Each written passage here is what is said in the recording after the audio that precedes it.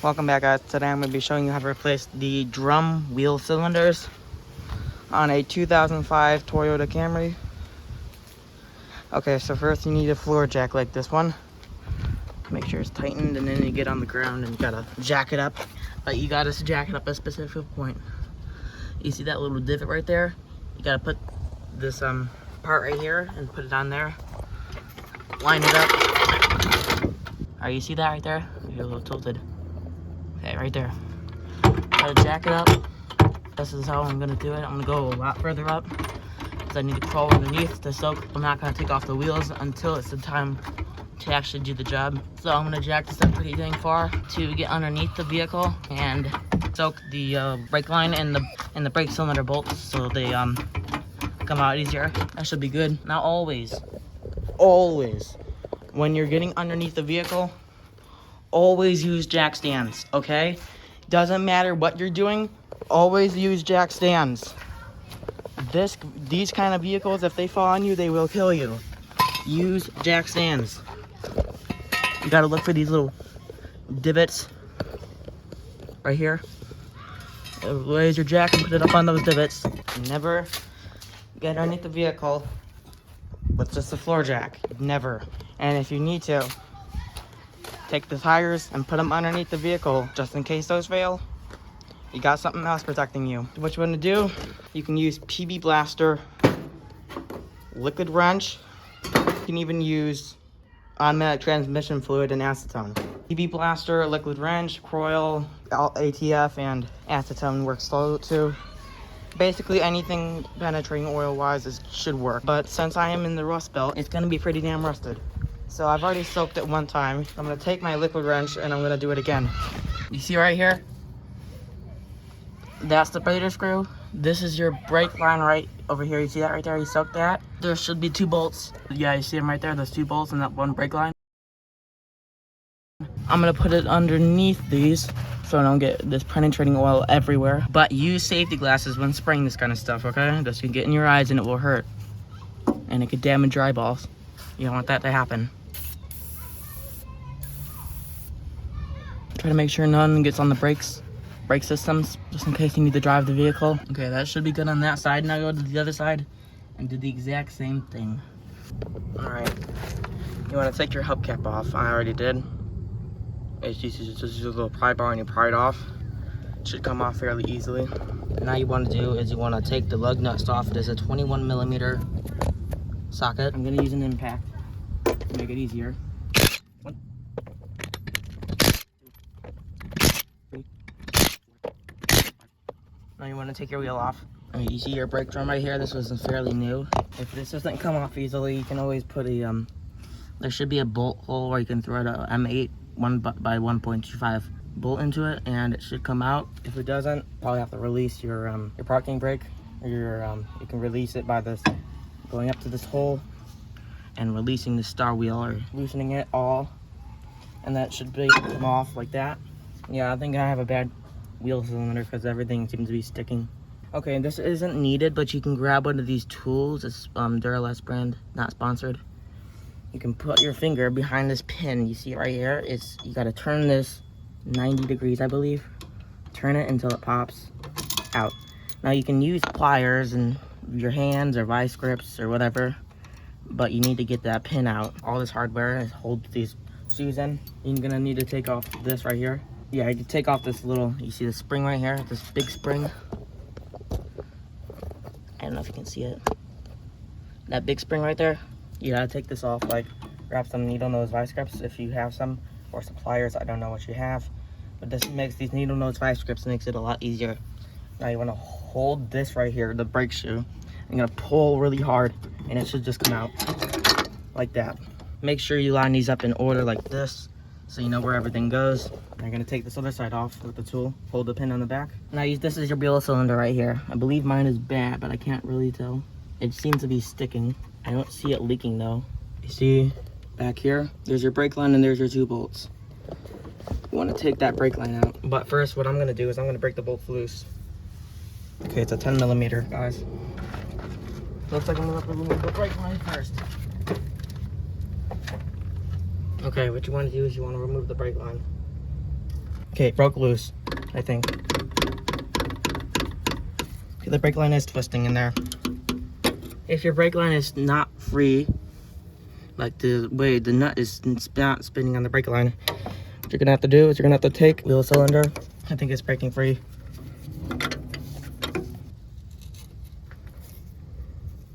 Did it just break? Bruh. On to the store to get a new one. Now I removed these two bolts to loosen the brake cylinder. Currently I broke the brake line. I'm gonna have to. I already have some new ones. I just had to bend them and stuff. But I'll get back to you once I get those bended up and put back on, or not yet. I don't know. Okay, so what I did wrong here was I tried to use a socket instead of a wrench to loosen that wheel cylinder. I was supposed to use a wrench and then like twist. I was supposed to spin the wheel cylinder until it came out with, and then I just didn't worry about making sure the fitting spun on the brake line. That's what I was supposed to do, but I didn't do that. So that was my bad. Do that instead. Okay, let me explain that a little bit better. So pretend this is your brake line, this is your fitting. Okay, that looks kind of bad. And this is your wheel cylinder. This is your wheel cylinder. So you see this is the fitting. Just instead of spinning this part, you want to take your brake drum, your brake wheel cylinder, spin it around instead of twisting this around, because that will cause it to snap. Unbolt your wheel cylinder, pull it out, and then twist it like this, kind of like that, until it comes out. Okay guys, I got the brake cylinder right here, the new one. It looks like FedEx drop kicked it and it's already rusting. And one of them looks used. Okay, that's weird. Anyway, I'm going to install this. You're gonna install this right here, and then you're gonna screw in the bolts. I'm gonna screw in the bolts right here where those two bolt holes are. Screw them in, and then tighten them down. I'll give you the torque specs in a little bit. Okay guys, I have no idea how well you can see that, but there it is. You want to tighten these bolts down. I don't know the torque spec. I'm just going to tighten them just snug. Not too much, not too little. That should be good. Okay, I got a 10mm wrench for the top one. No, for the bottom one, sorry. Now I'm going to take my new brake line. I'm going to screw it in. Or old one if you can get it without breaking it. You want it nice and snug, but not too much. You want to do the top one too, if you took it off. Okay, now what you want to do is you want to put your shoes assembly back together. You want to take your brake hardware you took off earlier, and you want to put it back together like you put your pin in, like in the back, line it up, and you put it through this little hole that you took it out of, right there. No, you can't see it.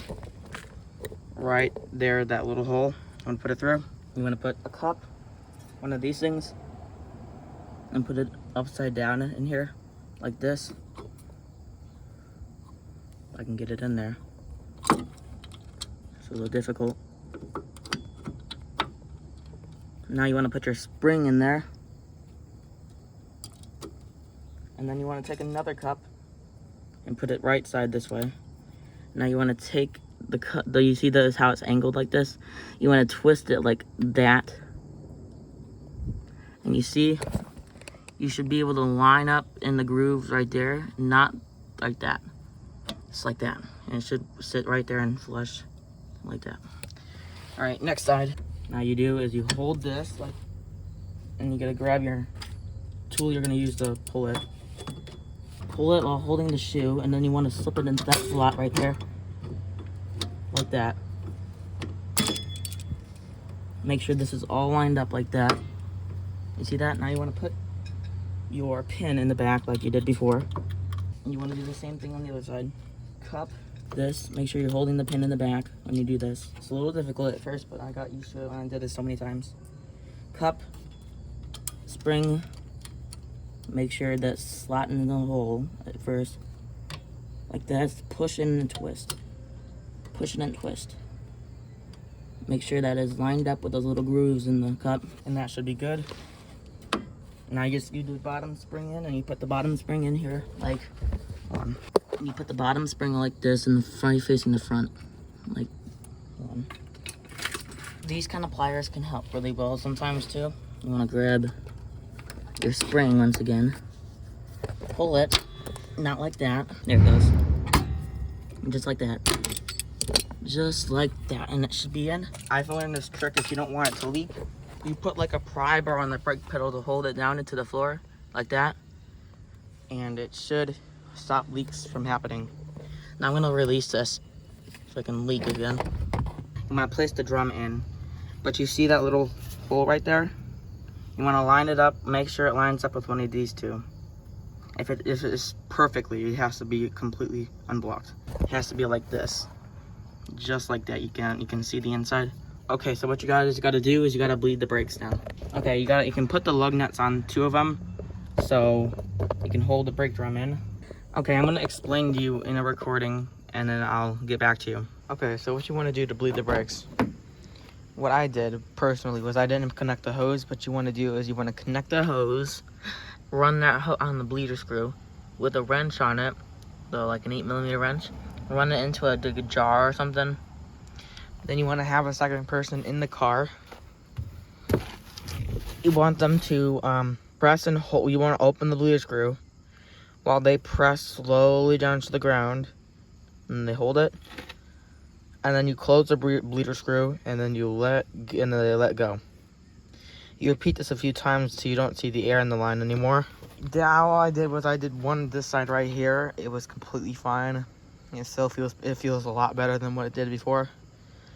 But that's basically how you bleed the brakes. I recommend you do it on all of them. But don't forget, you have to top off your master cylinder with brake fluid as you go. I actually forgot to, like an idiot. But I think I'm mostly good. Like, it still could use a little bit, but it's still good. One more thing to note, you do not want to overfill this master cylinder. You see that max line? You do not want to exceed that max line. It can mess some things up, I believe. Just don't exceed it. Okay, now what you want to do is you want to put your drum back on and put 2 lug nuts on. Once you're done bleeding the brakes, of course. There should be a star wheel in there somewhere. You have to look with a flashlight, and now you got to adjust it. It should click, and then it should make a tinging noise like a click. And you want to rotate it, and you want slight drag on it. Just slightly. Not to the point you can't move it, but slight drag. Okay, here we go. It should be somewhere like this, but this is actually too much right here. I'm just going to roll with it and let it wear down into place. Yeah, this is too much. You want a lot less than this, but I'm not taking the drum off again. Alright, hope you guys enjoyed. You just gotta put the wheel back on in your hubcap and you should be good after you bled the brakes and everything. Bye.